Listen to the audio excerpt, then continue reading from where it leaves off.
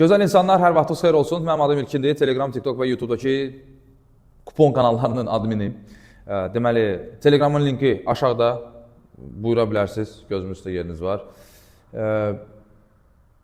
VIP qrupun nömrəsi aşağıda. WhatsApp'da yerləşir bizim VIP qrupumuz. Bu da belə. Saytımızın da linki aşağıdadır. Saytda bir çox statistik məlumatlar var ki, onları yerləşdirmişəm. Metrika seçimlərimiz, XG gözləntilərimiz və XG gözləntilərindən bu yaxınlarda bir yenilik olacaq. Dünən yeri gəlmişkən Moray Range, Sporting Moray Range oyununun və Rennes oyununun dəqiq hesabları gəldi saytımızda. Bu da var. 5 hesabdan ikisi gəldi. Pis nəticə deyil. Sonra oxuyun, qulluğunuzdayıq, sizin üçün çalışırıq, başqa da bir niyyətimiz yoxdur. Və nəyi unutdum? Məncə heç nə unutmadım.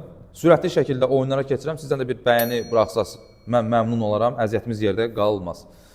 Rayo Vallecano Valencia oyununun statistikası, time'da kim vurmalıdır? Var. Ümumiyyətlə time'da, yəni saytımıza yerləşdirmişik onu, amma ümumiyyətlə time'da 1 gol, 1.45 əmsal var. Buyursunlar əfəndim, necə deyirlər, ağlınıza batırsa. Lecce Como.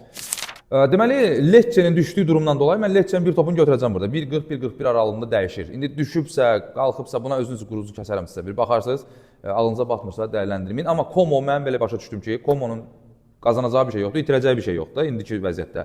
Amma Fabregas gələn mövsümün, rəhbərin etimadını doğruldaraq gələn mövsümün planlarını qurur, o sistemi otuzdurur, yaxşı da alınır, yaxşı məşqçidir, praqmatik məşqçidir, öz üslubu var. Rəqibdən rəqibə deməli, üslubu dəyişə bilər, oyunu dəyişə bilər. Amma Lecce da evində də vurmasın, harada vursun. Krstovic sevindir bizi, belə. Məncə burada qarşılıqlı qol da olacaq. Hətta Como burada Lecce'nin aşırı istəyindən dolayı ikinci qol da vura bilər. Amma bu toplara girmirəm. Lecce'nin bir topu qoyduq qırağa, belə. Freiburg-Hoffenheim oyununda isə metrikalar bizə deyir ki, saytda da yerləşdirmişəm.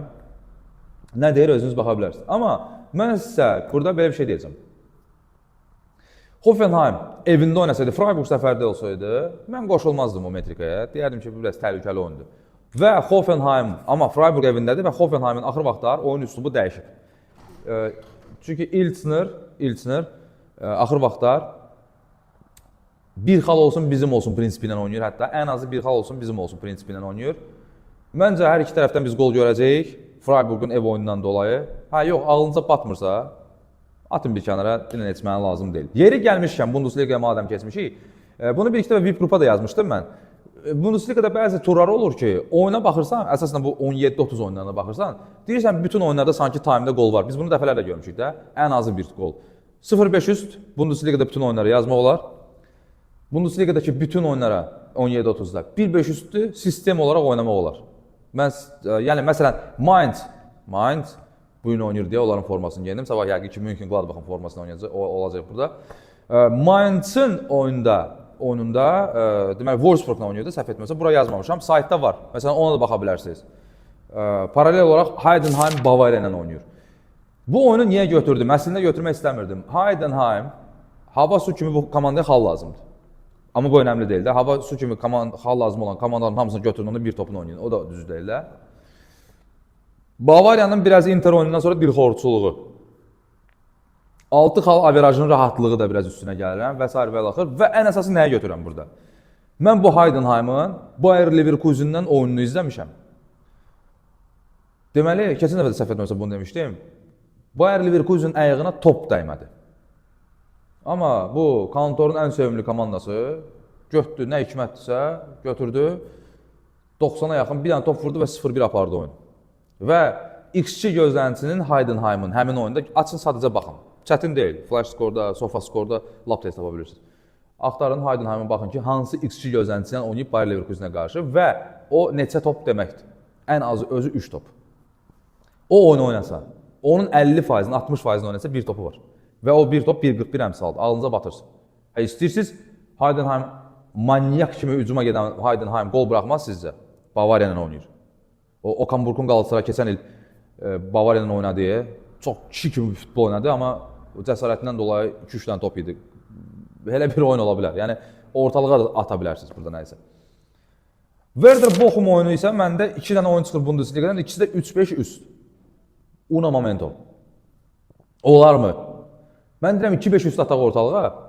Kim vurur Allah işin avan diləsin? 1.47 əmsaldır. Qol 2-5 üstün əmsalı 1.74-dür.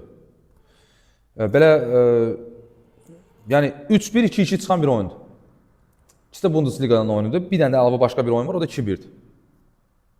Yəni Bochuma xal lazımdır. Bochum oynayacaq səfərdə. Bochumun Bavariya ilə oyununu yəqin ki izləmisiniz. Ole Werner'in Werderi də evində necə başlayır? Daha bunu 150 min dəfə izah eləmişəm burada. Ataq ortalığa niyə? Çünki Bochumdur. Çünki Werderdir. Mən qol bilsin ki, çox oynamağı sevmirəm. Brentford Brighton oyununda isə bir şey yoxlayacağam. Bunun statistikasını, metrikasını sayta yerləşdirmişəm, statistika bölməsində. Penalti olar 3-20 əmsal. Amma orada sırf penaltidən getmir söhbət. Bir özünüz də baxarsınız. Mən sadəcə bunu penalti tərəfdən yanaşdım. 3-20 əmsaldır. Crystal Palace Bournemouth. Burada əmsallarla da qol çıxır. Və işarə edirlər bizə ki, bu oyun 2-2 bitə bilər. Bilmirəm, o həddə qədər gedərmi? 2-2. Çünki bu komandalar həddini bilərək oynayan komandalardır biraz. Crystal Palace məsələn həddini bilməyəndə Newcastle ona həddini bildirir. 41 əmsalımızı yandıran kupon. Eze penaltini qaçırmışdı. Məncə bunlar ikisi də bir-birinə vurar dostlar. Qol vurar təbii ki. Qol-qolun da əmsalı 1.52-dir. İstəsəz qol-qol oynamayın. Mən qorxuram bu cür oyunlar 1-1-də qala bilər. Everton Manchester City. Qorxuram bu oyundan amma risk eləyəcəm. City hər hansı bir hissəni qazanar.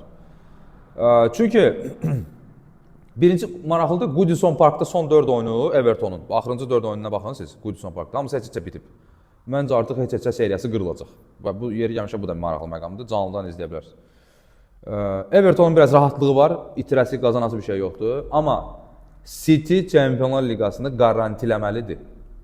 Mən düz gördümsə elədir vəziyyət. Haalandsız City-ni daha çox bəyənirəm. Bunu həm bir şey demişəm, Haaland oynayanda da demişəm ki, sistemi pozan odur. Sistemi pozanlardan biri Dokudur. City hissə qazanar 1.41 əmsaldır. Barça Celta metrika saytda yerləşdirmişəm saytımızda. Birinci hissədən oyunun hərəkətlənməsini gözləyirəm. PSG Havre oyununda isə bunu mən dünəndən fikirləşirəm. PSG mən gözləyirdim ki, yəni metrikanda saytda var da, özünüz baxa bilərsiniz. Mən birincisi gözləyirdim ki, PSG Angers ilə oyunda çempionluğu elan olunacağı oyunda bir şov göstərər. Sonra fikirləşdim ki, ağıllı. Aston Villa ilə oyun var axı, tempi niyə qaldırsın, niyə zədələsin oyuncularını və s. niyə yorsun? Bugün, yəni hava da yaxşıdır, Parc des Princes ağzına da yenə də dolu, çünki seçmə hər məhəllədə o əla oynayan 2 dənə 3 dənə uşaq var. Luis Enrique elə bir ki, onları yığıb komandasına, adamlar ləzzət alırsan oyuna baxanda. Mən şəxsən izləyəcəm, qəşəng oyundur. 3-5 üst, hətta bir tərəfli şəkildə gələ bilər burada. Ağlınıza batırsa, PSG-nin özünün 3 topu məndən heç hətta əmsalda yoxdur. Charles Leroy Mekerin oyununda isə 3 dənə 1-0 çıxdı. Biri də Belçika oyunudur. Amma burada bir şey var da, bunlar ideal dəhlizlər deyil dostlar. Bayaqdan dedik, bugün ideal dəhlizdə bir oyun yoxdur. Oturub bir də baxacam təzədən. Ev hissə qazanarmı? Qəliz oyun kimi gəlir mənə. Əmsal hər şey demək deyil. Bu oyun mənə qəliz oyun kimi gəlir. Amma ev hissə qazanar çıxır, geniş kupona tullaya bilərsiniz. O konferans liqası turudur yeri gəlmişəm bunlarda. Burada işi korlayan Mekerin olacaq ha.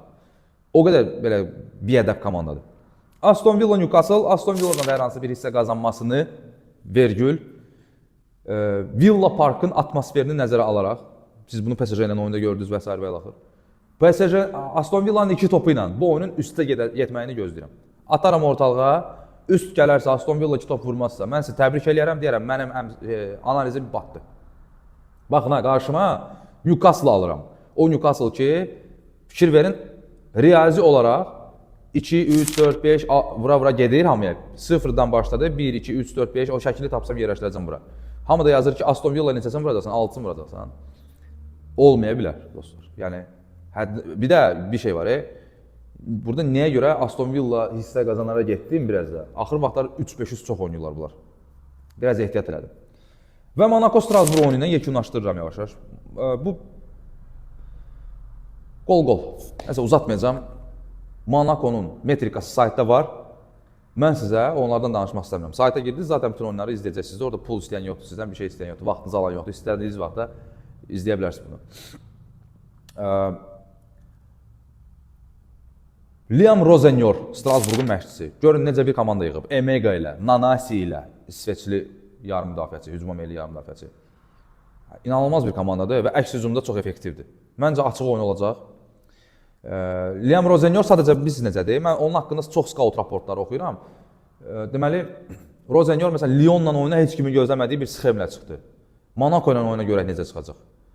O adam manyakdır da, sözün yaxşı mənasında manyakdır. Orada paralel nə qaldı bizdə? Stuttgart, deməli, Union Berlin səfərindədir. Union Berlin dostlar kimliyindən kənarlaşıb. Mən gözləyirəm ki, öz kimliyinə nə vaxt qayıdacaq. Qorxuram ki, oyun olar bu gün.